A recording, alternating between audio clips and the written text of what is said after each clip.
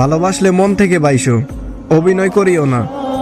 বিচ্ছেদের যন্ত্রণা খুবই ভয়ঙ্কর, সব পুরুষে সহ্য করতে পারে না।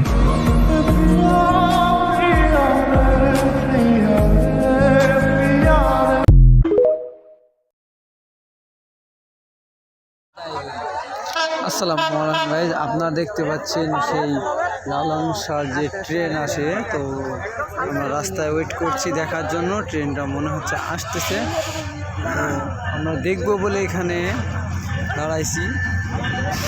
এই হলো আমাদের এখানকার রাস্তা।